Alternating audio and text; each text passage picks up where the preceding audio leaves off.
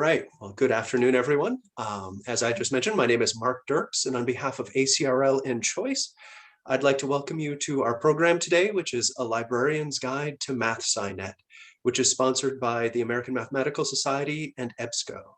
Today's discussion is one in a series of webinars from ACRL and Choice that addresses new ideas, developments, and products of interest to the academic library community. Free to users, these structured 60-minute live presentations provide the opportunity for interactive discussions of important new issues and developments in academic librarianship by librarians, vendors, authors, and other interested stakeholders. Before we get started, I will just take a second to point out a few features of the webinar software. First off, all of you joining the presentation today as attendees are automatically muted and your cameras are disabled. So if you're worrying about generating noise or feedback or anything like that, please don't. We have that taken care of. In the main area of the screen, when we start at the presentation, you should be able to follow along with the slide deck that we've got. Also today, we are using the Q&A feature. If you have questions for either of our speakers today, please feel free to drop them in there in that Q&A module. We'll take a little time at the end to get to as many questions as we can, but often we have far more questions than time will allow us to answer. So we beg your pardon if we don't get to absolutely all of the questions today. Also note that we are recording today's program and that everyone who registered should receive a follow-up email with a link to that recording within about 24 hours of the live event. And the last thing sort of before we get started right now is that I'll just do a quick intro for our speakers. They are today Edward Dunne and George Hurvitt. Edward is the executive editor of mathematical reviews at the American Mathematical Society. Previously, he was editor for the AMS book program for 17 years. Before working for the AMS, he had an academic career working at Rice University, Oxford University, and Oklahoma State University. In 1990 to 91, he worked for Springer Verlag in Heidelberg. His PhD is from Harvard, and he received a world-class liberal arts education as an undergraduate at Santa Clara University. George Hurvitt leads product development for science, technology, engineering, and mathematics databases at EBSCO Information Services. Their background is in sustainable business and agricultural startups. George works with partners like the American Mathematical Society, who provide world-class indices to foster engagement with users and to better understand their research goals. And with that, we're ready to get started. So that's enough out of me, and I will turn things over to George from EBSCO. Thank you, Mark. I'm going to ask you to confirm that you can see my screen and that we are in the beginning of the presentation. Is that true? We're seeing the notes screen right now.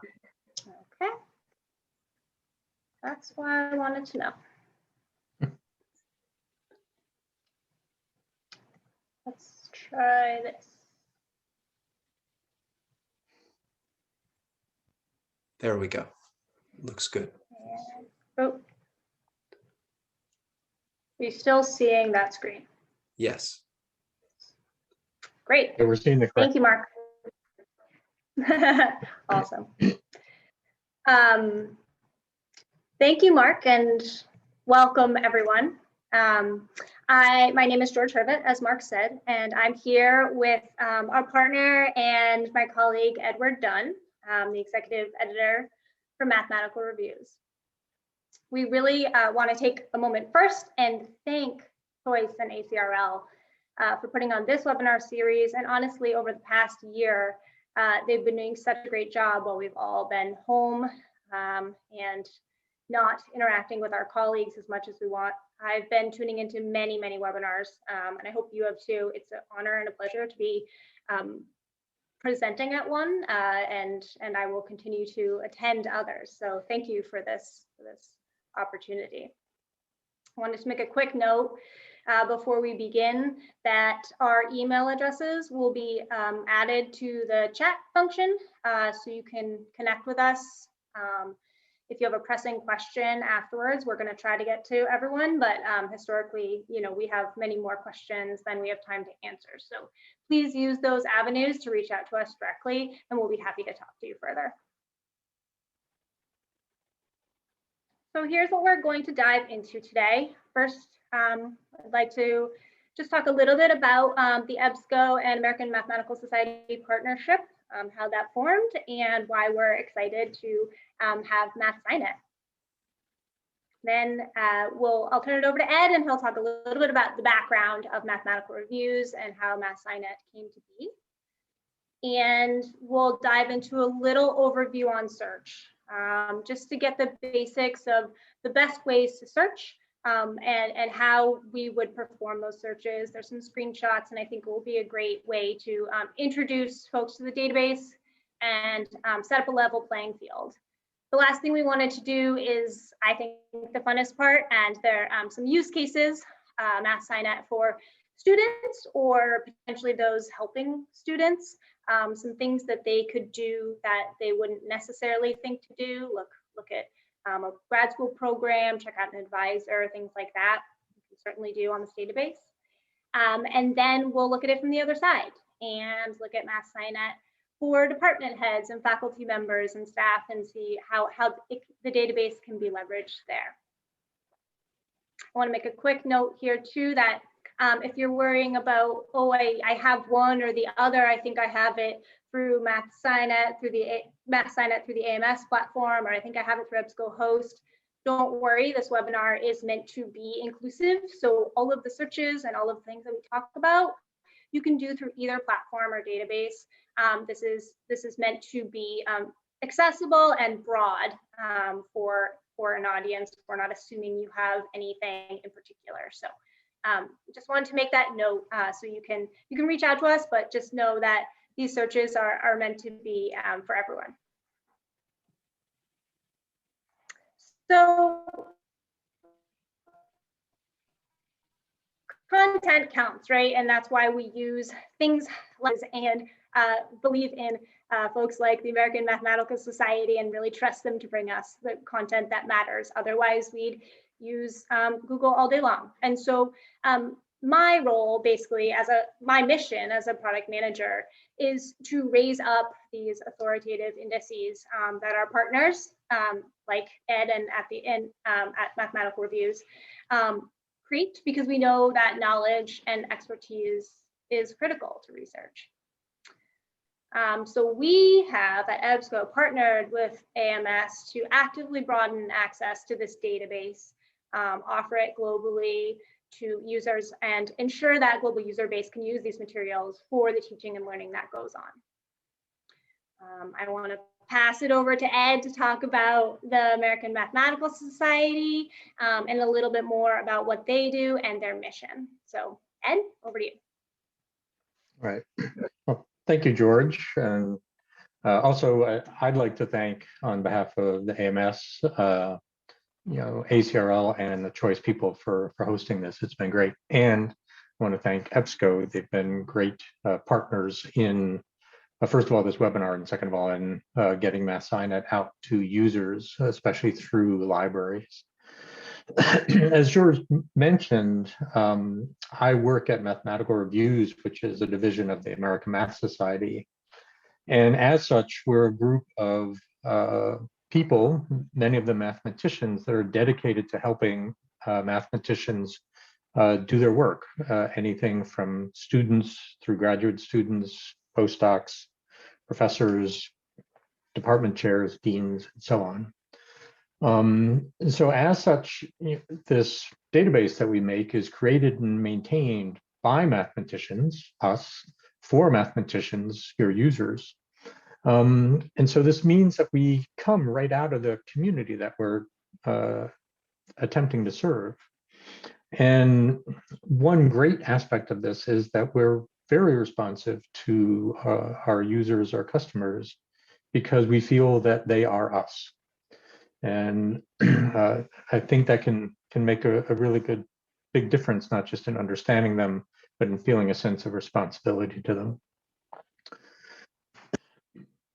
So, The next thing I want to talk about is some of the standards that we put into this. We're a single subject database as opposed to something like Web of Science or Google Scholar. And that has benefits, that to me seem obvious. It's for mathematical sciences broadly defined. It's not as if we just do algebra. We have somewhere around 40% of the database is applications, whether it's just numerical methods or mathematical physics or math biology, math finance, game theory applied to other things. And so it's broadly defined mathematics, but it's all mathematics. So we are experts in one thing, and we are very good at covering that. It was founded in 1940. There was a feeling at the time that there was a lot of literature that needed to be tamed, how little they knew 80 years ago. And so we've been collecting the data on the math literature since 1940. Somewhere in our building, we have the 3x5 index cards that were the initial database. And it was all digitized in the 1980s. Obviously, starting in 1940, began as a print publication, which is where the name Mathematical Reviews comes from. In the late 1980s and the 1990s, we started making digital versions available to people. Some people knew about things called MathSci or MathSci Disk, were accessed through the dialogue service. And so in 1996, we started making the data or the database available on the web through the product called MathSciNet. So now you know where Mathematical Reviews and MathSciNet both come from. So that was 25 years ago. And then 5 years ago, we began partnering with EBSCO, offering MathSciNet on their platform. It's a host as well, which I believe gives some extra access because a lot of people have a familiarity with that platform and its user interface. Drilling down a little bit more into standards, we draw on the expertise and experience of just in Mathematical Reviews division on 18 full-time PhD mathematicians, several trained librarians, people with master's degrees in library science, information science, several people whom we train to sort of act like librarians in very narrow specific areas of cataloging. But we also rely on the mathematicians in the leadership of the AMS, our elected president, board of trustees. We have an appointed mathematical editorial committee. Then for broad reach, we have somewhat over 23,000 active researchers who've agreed to write reviews for us, to bring their expertise. And we rely on them not just for doing a kind of like a book review of a research article, but they also give us feedback along the way. They not all of them, but some of them will leave notes. It would be good if you did something differently in the database, or have you heard about this journal, those sorts of things. So it's a very broad reach in terms of the sciences, but also I believe it's still very deep. When it comes to the sources, whether it's journals or book series, or down to the level of individual papers, these are all selected via an editorial process. And it's defined and revisited on an annual basis by an appointed oversight committee. And then it's implemented on a day-to-day basis by those people I mentioned, 18 in-house mathematicians. To give a sense of what this means, I looked up our records for the last 3 years. And in the last 3 years, of all the journals we considered, about 1/6 made it through the editorial process for adoption for coverage. So, some of what we're leaving out are things that people worry about, are predatory journals. I should also say that because people like MathSciNet, there are some people that say, here's this journal, it's science, but it's geology with no math, no new math in it. So that's some of that filtering that goes on there. a little bit more into the information side of things is that we do use metadata for preliminary bibliographic identification. Given that we add roughly 120,000 items a year to the database, you can't just have a human doing this on their own.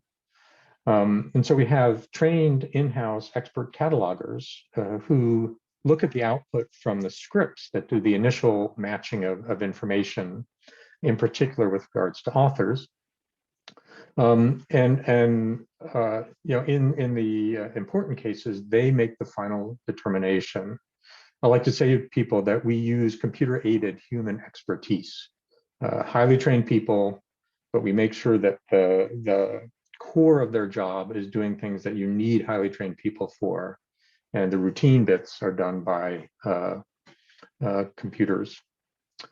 For our cataloging, we catalog books, journals, issues, articles, and authors. And so it's a little bit unusual to cataloging down to the level of articles, at least in the sense of what you would learn in library sciences, though others also do it.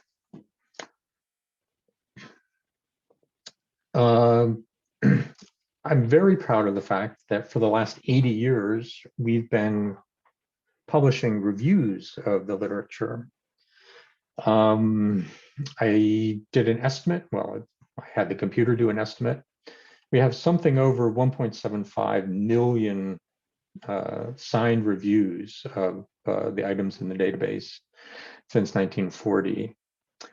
Somebody had sent in a question ahead of time about comparison between MathSciNet and ZBMath. And one of the things, and you hit me at a time when I was doing this sort of search, I queried the ZBMath site, and they have 1.1 million reviews of items as of a few days ago. And so there's one difference in that if you look at their FAQ, we have about 3 or 4 times as many reviewers on board as they claim to have.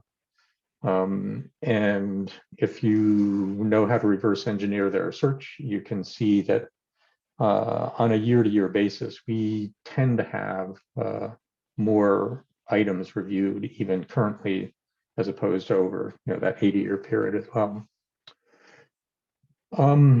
I've mentioned a couple times that the reviews are written by researchers in the field, and so their reviewers are all over the world, and some of them are famous mathematicians. Of the about 60 or 65 Fields medalists, that's the top prize in mathematics, 30 Fields medalists have been reviewers for us over the years.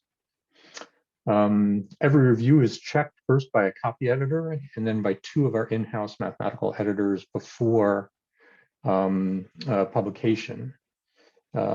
As most librarians know, a lot of science is done by non-native English speakers. So we make a point of having expert copy editors go through and clean things up so that they read clearly.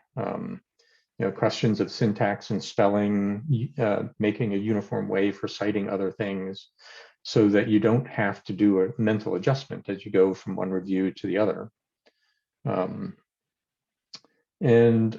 I think if you compare MathSciNet to just doing a random search, opening up a Google window, one of the things that really adds depth to MathSciNet are these reviews. It's making sure that there's something mathematical substance to what's going on there. Here is, I basically copied and pasted something from our FAQ called MathSciNet by the numbers. This is a few days old. I copied this on March 2nd. The number of each of those has undoubtedly gone up, but we have about 3.9 million total publications. We've indexed something over 1 million authors. We've matched the citations in papers to 17 million of them. There are more citations than papers because some papers are cited once. We receive a data feed from ProQuest and about PhD theses. And so we've included the bibliographic data for a bit over 90,000 of those. And then we include a link to the listing of that thesis on the ProQuest website. We're in talks with the Spanish Math Society to get the bibliographic data for all of their theses. That came to a grinding and crashing halt during the pandemic, and at some point we'll start up those negotiations again. We also have very good relationships with publishers and retro digitization projects. So we have just under 80,000 items that we have the bibliographic data and links to the digitized articles, starting from some French journals in 1810 and going up to the 20th century. And there may well be some from the 21st century in there anytime soon. George mentioned earlier, if you remember them talking, instead of me, that we wanted to give a little bit of an overview of search. The MathSciNet database is a rich database, but there are, in a sense, three parts to it. There's a journal database, an author database, and a publications database. And so at this point, George is going to discuss a little bit about the journal database and about how you can go about searching it. George? Thanks, Ed. Thanks for the overview. I especially like knowing that, you know, the retro digitization is the earliest one is from 1810. Love that. Okay, so for a few things about search, there's some primary ways to search this database, and we wanted to walk through them. So let's jump into journals here. So there is a lot of information about the journals in the Mathematical Reviews database.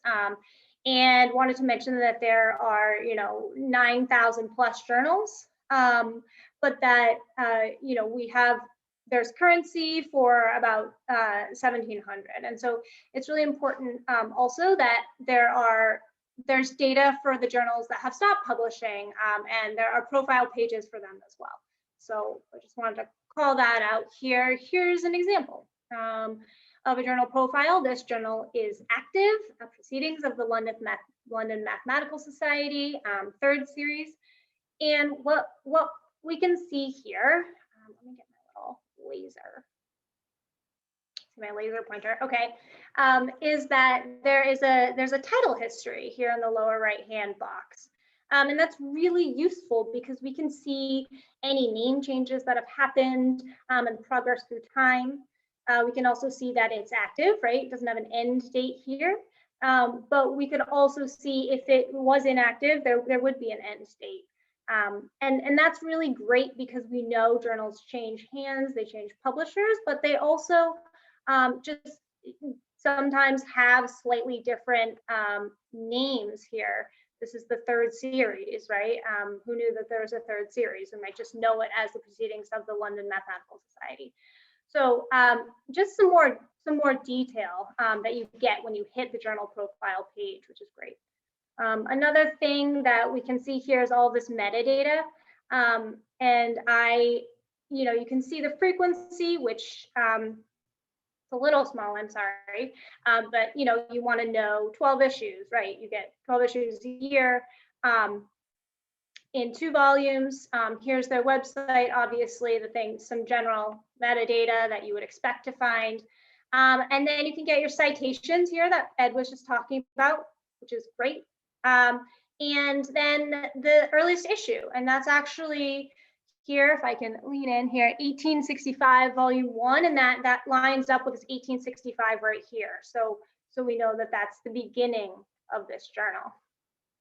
Obviously, the publisher here, and let me just jump over to the next slide and talk about a few more things that are in the contents of a journal profile that are exciting. So we did talk about this title, publishing history, publications. Again, you can see how many hits. I think that had 6,000 publications under it. So that would be that would be articles, right? Citations, and then the mathematical citation quotient, or MCQ. This is kind of interesting. Maybe folks may or may not be familiar with this, but Ed and I were talking about it the other day, and basically you can think about this as similar to an impact factor. And so what happens in a nutshell is that citations are taken from about a third of the journals in the database, and those third are kind of considered to be the most representative mathematical journals. They're the kind of the core population, if you will. And the MCQ, the mathematical citation quotient, is then kind of for those journals is normalized over a 5-year span. And this provides a global view of their relative impact of these journals in the database. So you can have a rank and kind of understand how they impact the database at large. And so I really like that, because sometimes if you are a newer researcher or not, but that's a really great way to understand which journals you should and start with or start looking at first, because they're really maybe the heavy hitters. Top authors you can look at. So who are the top authors for this journal? You can look at that in 3 years or all time, which is kind of great. Who's published the most in this journal over in all time? And then subject areas. And we know that subject areas are really important. The classification codes are how we classify and how we search. We really want to index correctly these subjects. And so there's usually 1 to 3 subject areas that are assigned. And it enables that searching across the subject classification, which you'll see a little bit more of in the publication search section in a few slides that Ed will touch on. So that's a little bit about the journal profile. It's a really powerful way to search. And I want to turn it over to Ed to talk about author searching, which is the second way to search. Ed? All right, thanks, George. Yeah, it's hard to restrain ourselves because we're excited about all of these. Yeah, so the author search or the author database. So I want to talk about both searching for authors and the database. I'd mentioned earlier in the summary that we have a bit over 1 million authors whom we've identified in the database. And this is one of the things that we're especially proud of, is the author identification. Either by great foresight or by luck, we started doing this from the very beginning in the 1940s, trying to figure out if you have 2 people with similar names, or if you have two papers with authors with similar names, are they by the same person or are they by a different person? And so we have this database going back 80 years of author information that becomes the computer-aided part of author disambiguation. And then we have a bit over, well, we have 12.5 FTE people working on doing the last step of identifying these people. And so this is very important in science. In mathematics in particular, you sometimes think about, the sphere packing theorem, but other times you think about Moser's theorem. And authors want to know that their work is being sufficiently cited. And then it's also a tool by which you can track through the literature.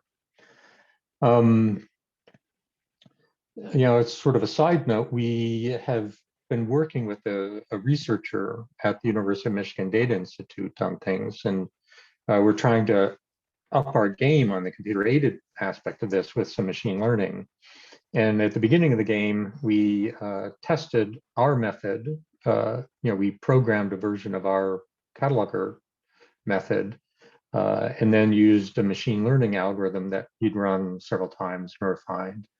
And in those first runs, the method that we used was beating the machine learning on a regular basis. But by combining them, we're getting even better author identification. So anyway, the last point on this slide is that how that author identification can help you. It can help you if you're a department chair, you're trying to figure out something about a job candidate. It helps you if you're a student, you're trying to figure out something about a potential advisor. All right, so let's go back to the screen that George had up a second ago. As you may have figured out, George is in control of the slides. Here's an example of a search that can be horrific. Wei Wong is one of the most common names in our database. And if you're on the AMS version of MathSciNet, which is what George has here, as you start typing Wong, Wei, the database starts doing a self-query and saying, here are some Wei Wongs that I'm finding. Is this the one you want? So you can either select one, or you can just say, no, I just want Wei Wong, and whatever autocomplete you have. You hit return on your keyboard, and up comes the results screen. And you can see, if you have very good eyesight, that there are 505 matches of people named Wei Wong. And if you go down further in the list, some of them will have, you know, something on the end like Wei Ping Wong or Wei Li Wong. And our catalogers have tried to identify each and every one of them to separate them out. And that can be a lot of work.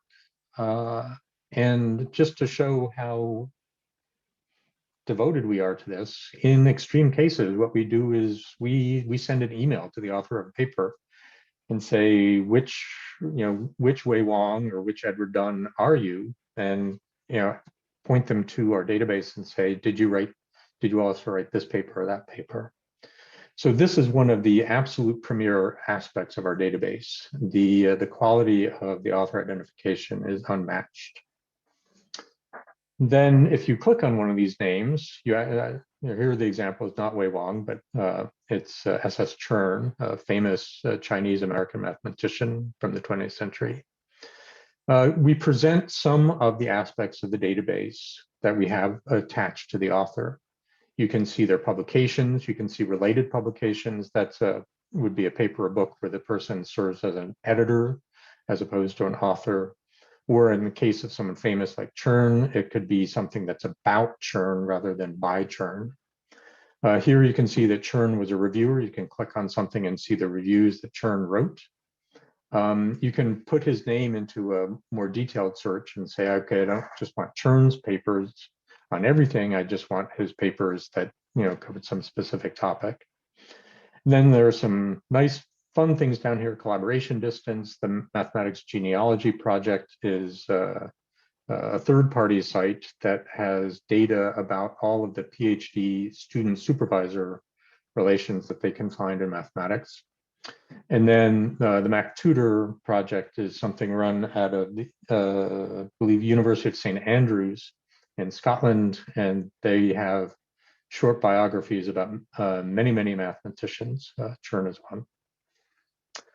The bottom right, you can see a word cloud of Chern's collaborators. Yeah, pretty much covered everything in this slide, so we can just move over to the next slide on the author profiles. And then at the bottom, we give two word clouds that give you some information about the areas in which the author is published. And all of those words are clickable. If you click on differential geometry, you'd find all of the articles that Chern wrote that are on the subject of differential geometry. There's a lot of data, and we're trying to make it available to you. So George and I saved, I think, the mundane for last, the publications. This is what I think people reflexively think of as what should be in the database, and lo and behold, it is there. If you go to the next slide, you'll see that it's a fairly self-explanatory sort of search interface. It's a fielded search. What's showing here is the default choices for the fields. You can enter various things in each of those. You can connect them with Boolean and, Boolean or, Boolean not. Down below, you can add in a year range or just one specific year. You can say, I just want books, I just want journals, etc. And then George and I went through, and on one side of the slide, you can see what the AMS version of the search fields is. That's on the left-hand side of your screen. And then on the right-hand side are the EBSCO ones. They use two character shorthands for them. Perfectly normal thing to do. So you can see that there's good matching between the two of them. So I think as a librarian, if you have users coming to you, the most frequent search they would be doing would be typically a publication search. When I find someone's asking questions at a conference, what they do is they come up and ask to do a publication search and search for an author. The immediate thing, open a publication, put a name in that author search field. And the best thing to do for those people is to say, there's a dedicated search for authors. Let's try that one. So that's one thing that I love being able to tell librarians who might have questions from users, is that when you're trying to show a new graduate student, a new faculty member, how to use this database, whether it's the EBSCO version or the AMS version, think about what it is that they're looking for. If a journal, put them to the journal database, an author, put them to the author database. They're really looking for 1 or 2 papers on a subject, publications. All right, I think it's time for the first use case, which George is in charge of presenting to you. Thanks, Ed.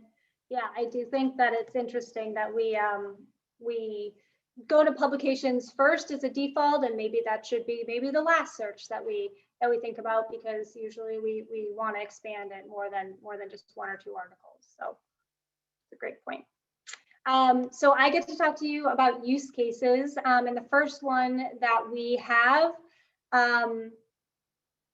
is, well, the first topic is students, and really what students can find and use this database for, as well as reference desk librarians, the questions that they might encounter and ways to work with that. So we're going to talk about checking out programs for grad schools and how you can do that not on Google, you can do that here too.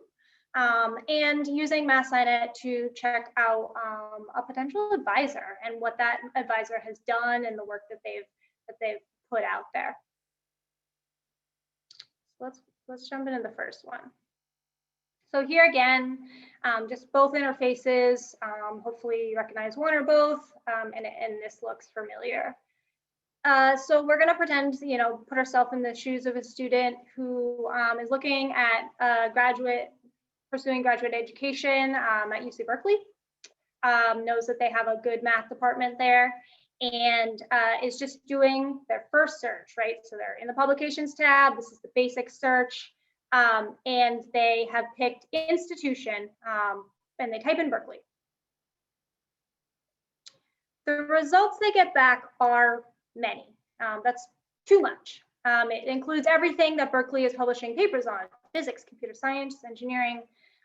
So it would be good at this point if someone could come in and help a little bit to navigate and show. So what we will say and recommend is to use an institution code, an institution search. So students may not know what that is, and that's okay.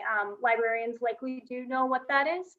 And so, it's just a code for an institution, and then coupled with the department of that institution. So in this case, the mathematics department at Berkeley, which the student is interested in searching, is the code here is 1, the mathematics department code is 1, and then CA is the code for UC Berkeley. So they type in that, and they also say, well, I want to look at the mathematics department, I want to look at Berkeley, and I only want to look at papers that have been published in the past 10 years, because it's going to take my results down. So that search results in many less matches here. You can see 1,700 matches. So that's an okay search. That's enough that they have a good cohort to look at, but that they can go in and start using filtering facets.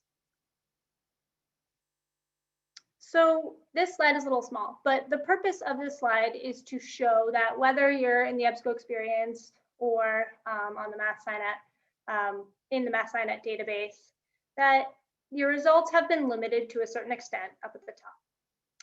And then really the student should know what they want to be pursuing when they're doing graduate studies. They want to have a subject area.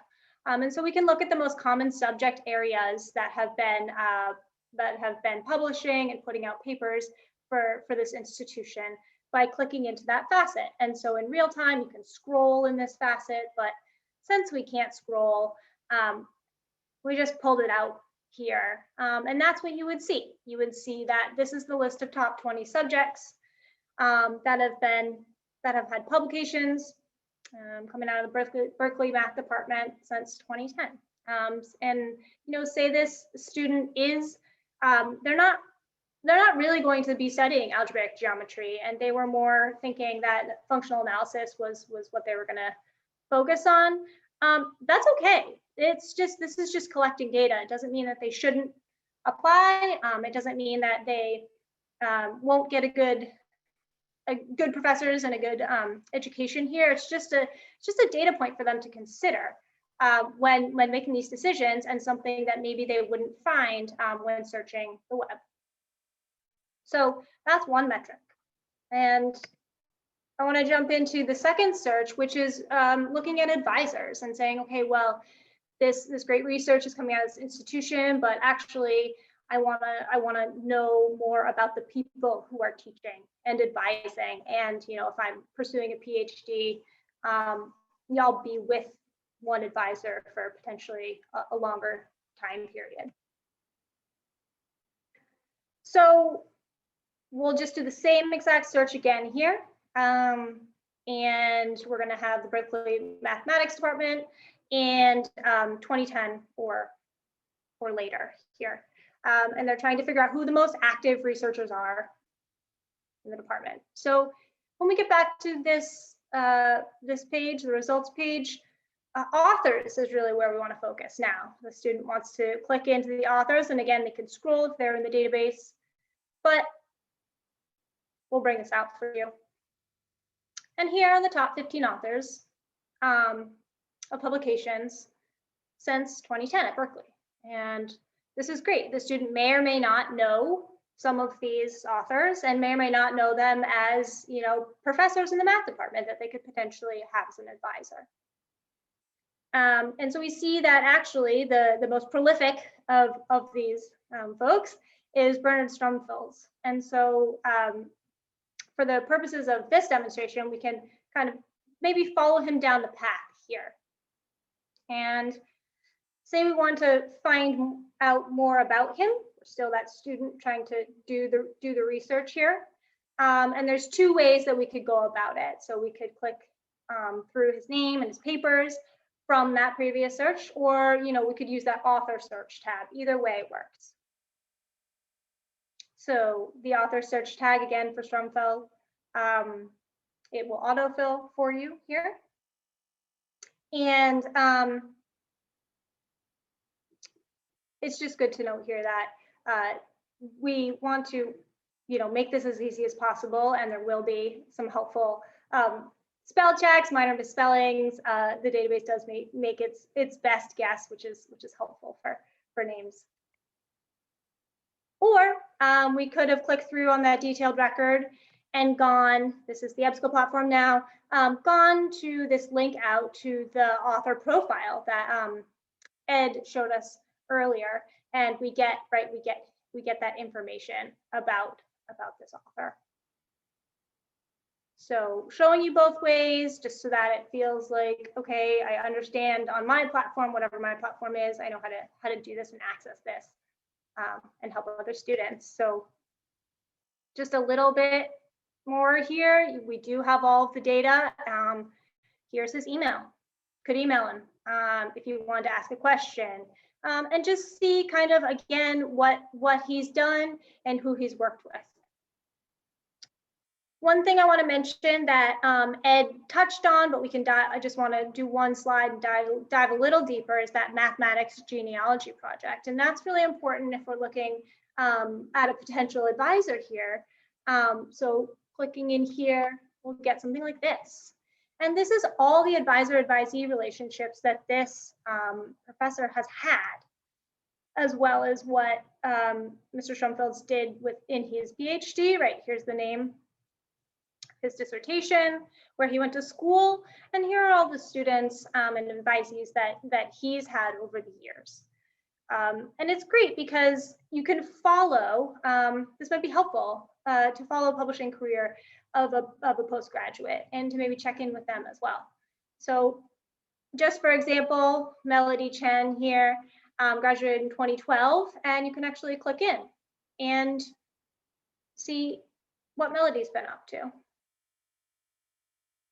We can see here that they've indexed, their earliest publication is in 2006, and their total publications, 20. That's great. And so maybe reaching out to Melody to ask more would be a useful next step for the student. Okay, so that was my mini demo for students. I want to leave time to turn it over to Ed for MathSciNet for departments and ways that can be useful. So Ed, over to you. Thanks, George. Yes, I think helping students is definitely an important thing. They're beginners and probably need a little bit more help than departments. But they're, one of the nice things about having a database is that you can often repurpose it for things that the data allow you to do that you didn't think of in the first place. And so one of the things that you can do is try to use it for some comparisons, such as your department to a peer institution. And so I'll have to go through some of these a little quickly because I want to leave room for questions. But you can see, where is your department publishing? What are the journals where your department is publishing? And how does this compare with your peer institutions? Now, a department chair or a dean or a department, associate chair is going to know what the peer institution is supposed to be, right?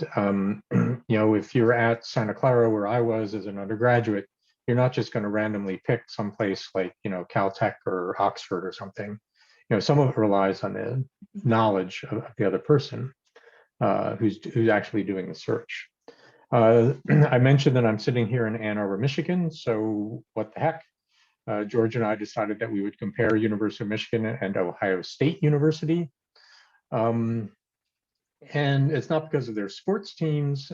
It's more because they're both large, very strong R1 universities with large math departments.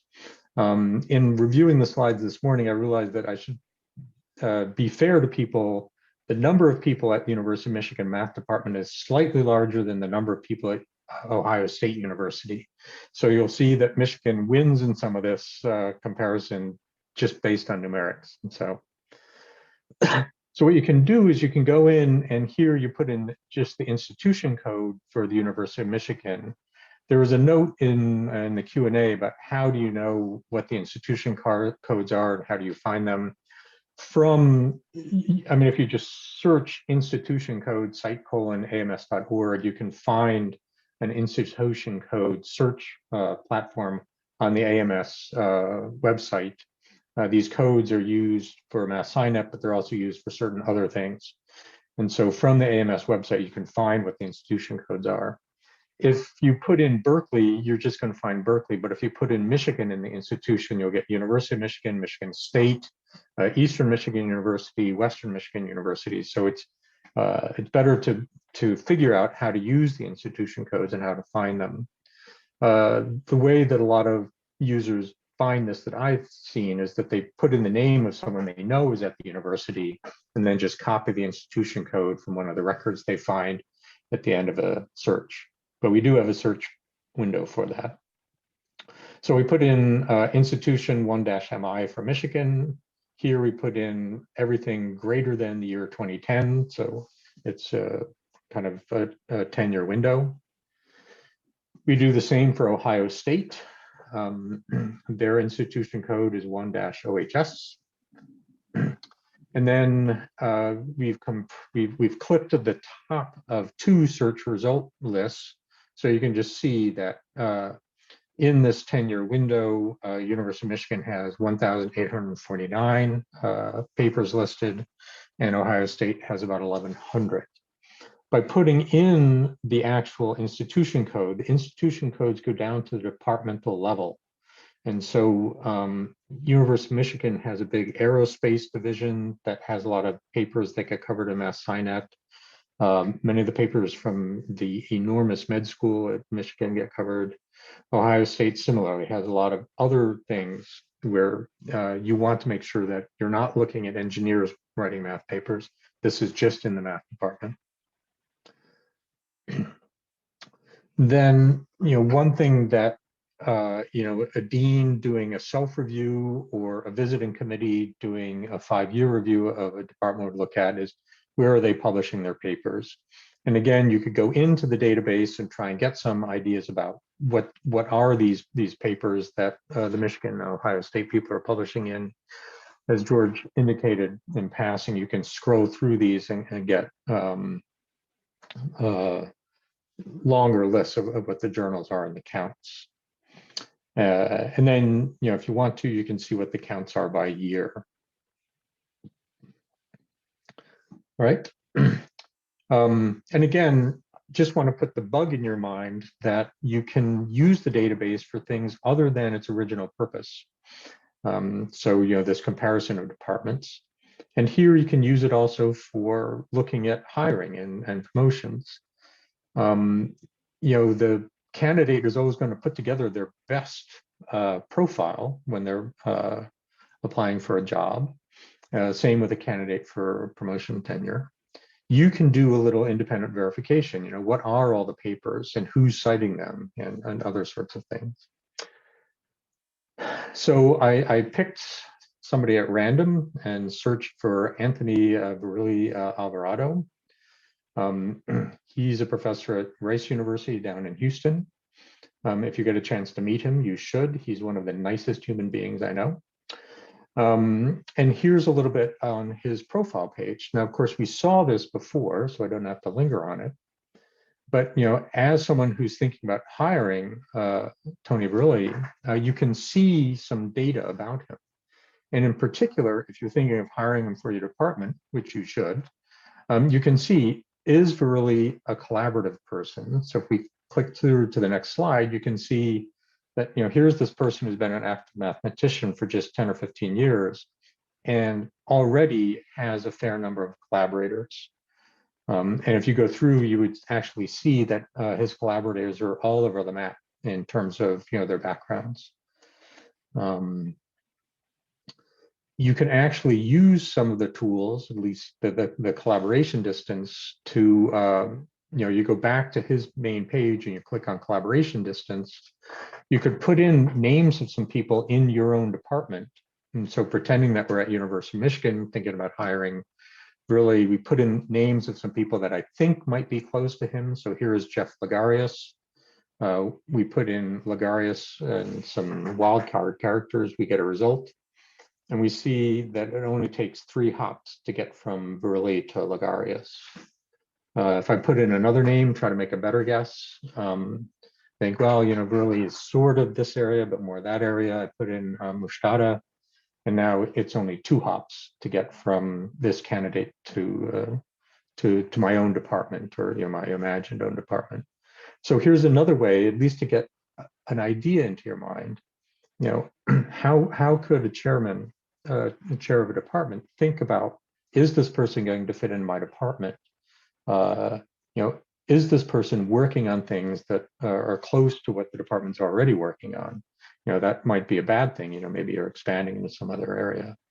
But there's a huge amount of data in the database. And, as George and I have been telling you for the last, 52 minutes, you should really trust that data. We put a lot of effort into making sure that it's trustworthy and that it's been verified. And we're certainly open to you asking other questions either now or in email what about this? Is this a good idea? Typically, it is a good idea. The question is, how do you actually affect that good idea? So let's stop here. And Mark is supposed to have been fielding the questions in the Q&A. And so now Mark's going to forward some of your questions to us. Thank you. Great. Thank you, Ed. And thank you, George. We've got plenty of questions in the Q&A box right now, but I would take a moment just to encourage the folks out there. If you have additional questions, please feel free to drop those in that Q&A box, and we'll take a few right now. We've got a bunch of questions, and I'm going to butcher how this is said, but about the Erdos number and using that as a way to search for authors. Is that something that is that a way that one really can search for authors in this database, or, yeah, or is I'll take that one. So we don't have a live version of MathSciNet up to show you, but one of the tags that you can use is this collaboration distance, either from an author profile, but also there's a version of it that's not behind a paywall. You can search MathSciNet, and one of the free tools is collaboration computer. And so what we offer is not just the Erdos number, but the generalized Erdos number. You can put in someone's name, and then you can put in a second name, and you can compute the distance between them. And since so many people are interested in Erdos, we have a button, and it says use Erdos, and it fills in Paul Erdős's author name and his secret ID number. So there are actually two Paul Erdőses in the database. But you can do a generalized thing. You could find somebody's Bernd Sternfeld's number, right? You can put in your own name or somebody else's name, and then in the second box you put in Sternfeld's, and you can find your Sternfeld's number. You can find your your churn number. So if an idea is good, mathematicians will generalize it, and that's what we did. Excellent. We also have quite a few questions that came in early on about ORCID IDs, and whether, for example, we have this question that came in from Clayton that says, are there plans or thoughts about linking author profiles to ORCID IDs for current researchers? And then Clayton notes that not that I've noticed huge adoption of ORCID in our math department, but is that something that you're thinking about, or that is in the works, or that there just isn't enough adoption to make it useful? It's definitely something we've thought about, and as Clayton mentions, there's not a lot of adoption, and so a lot of what we do is question of resource management, looking at good ideas and figuring out what's the best idea to address with the resources we have at hand. And since there hasn't been a lot of pressure to put ORCIDs in there and to make links, it's on the list of things to do, but it hasn't made it to the front of the list yet. We were tempted to just make it one of these optional fields that people can add by themselves without establishing APIs and reprogramming some of the things in the back end. And apparently, and ORCID got a little tense about that, because they want you to use the API. They want it to be verified. I figure I just want users to be able to put in their ORCID, So we stepped back from doing it the quick and dirty way. And so at some point, I think it's quite likely that we'll do it. And out of respect for ORCID, they're the ones doing those IDs. We will do it their way. Very interesting. So we have a question here from Megan a few minutes ago, who asked, do authors have to put their affiliations into the author profile? How are those sorts of things populated? And she notes, when I look through my institution code, it's mainly older results by faculty who are retired or not there. Current faculty, in particular, the ones that that this person knows are publishing, come up only through the author searches. So is that a Right. search functionality thing, or how are those profiles populated? Yeah, a thing to, that's a deep question in many ways. Thing to remember is that this is a literature database. And so our catalogers follow the principles of descriptive cataloging. So we catalog what's on the paper. And so one of the examples that George had of prolific authors at Berkeley was Lauren Williams, who's a great mathematician, but Harvard stole her from Berkeley a couple of years ago. And so she shows up as one of the most prolific authors in the Berkeley math department, but that's because for 8 years in that window, she was at Berkeley and publishing papers.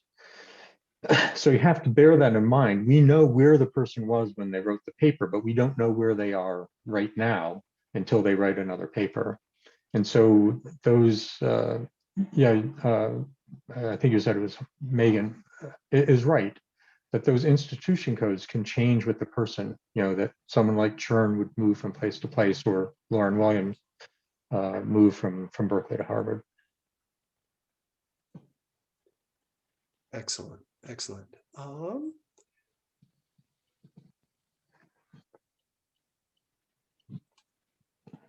So we had earlier a question that I'm trying to see if I can find right now that I thought might be rather interesting to talk about.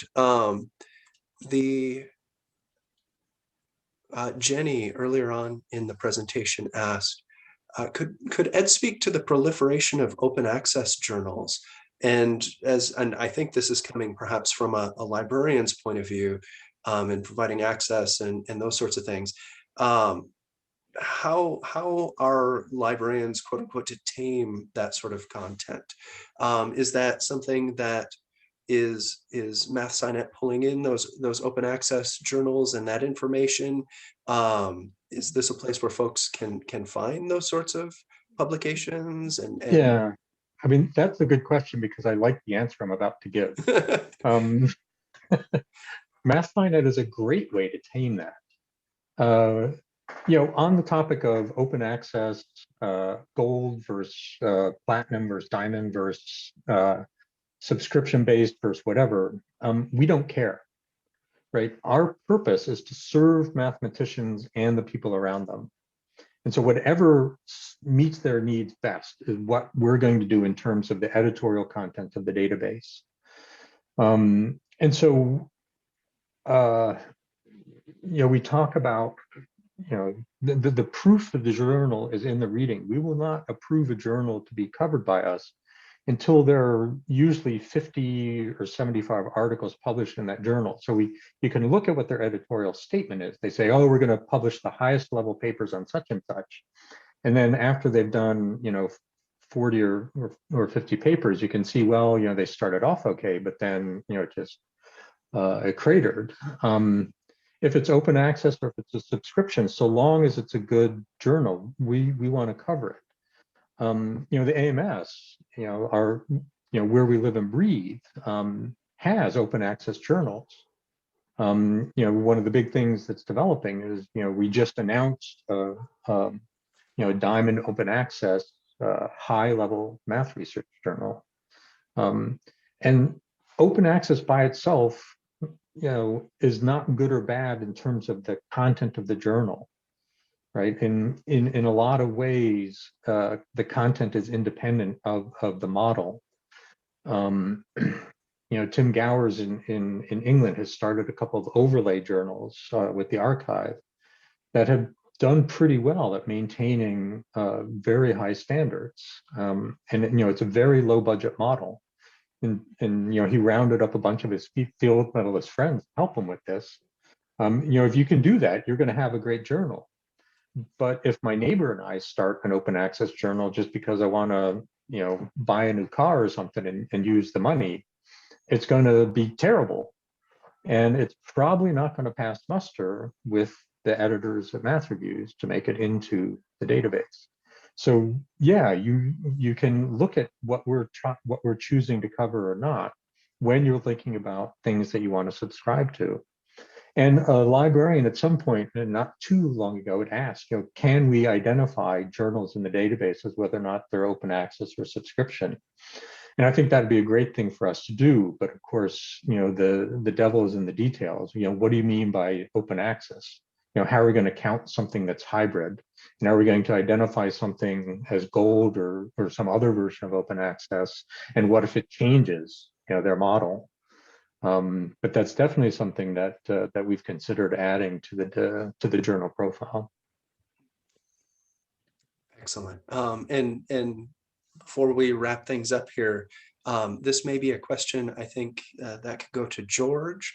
And if not, feel free to jump in, Ed. But Sally, a little while ago, asked, how are non-journal searches and investigations counted in counter statistics?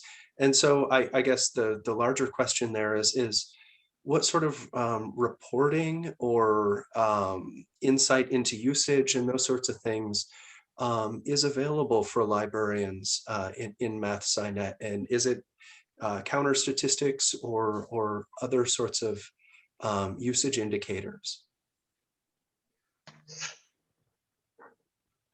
Yeah, I think that, do you know the answer to that, George? Because I do not. For MathSciNet in particular, I haven't dove into that, but I will say that we at EBSCO, we provide usage count of 5, and so that is what we do provide. But I'm wondering if this question they know something more specific or wanted to. I'm curious about the clarification of have they run into issues and want to ask something more particular. Anyway, you could email me and follow up on that, because yes, there is usage and reporting, and I would love to kind of understand what specifically they're asking about. Sure. And we've got a note here that just came in from, and I apologize if I mispronounce your name, from Manya, that says counter and sushi is available. So yeah. Yeah. So the AMS also makes counter statistics available, but Sally asked what I fear is a subtle question that I'm not getting is, how are journal searches and investigation reflected in the counter statistics? Yeah. And I look at counter statistics in the aggregate from time to time.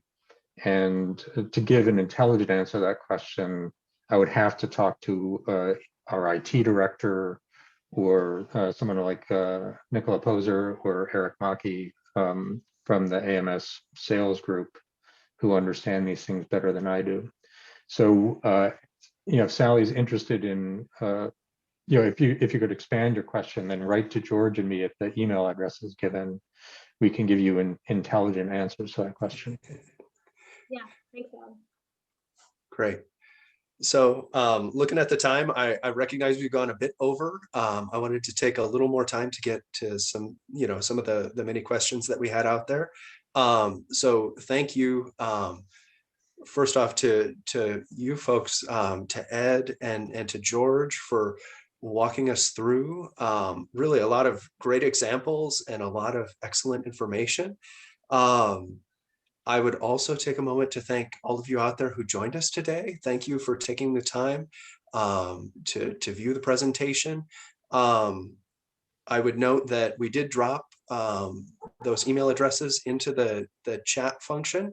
So if you're looking for an easier to copy version of those, you can find Ed and George's email addresses in there. And before we sign out, I would just remind folks that you should have a quick survey that pops up as we sign out here. If you could take a moment to give us some responses to that, it shouldn't take more than 5 minutes or so, hopefully less. We'd really appreciate your responses. So once again, thank you, Ed, and thank you, George. And thank you to all of you out there. We hope you will join us again in the near future on another presentation. Thank you, everyone.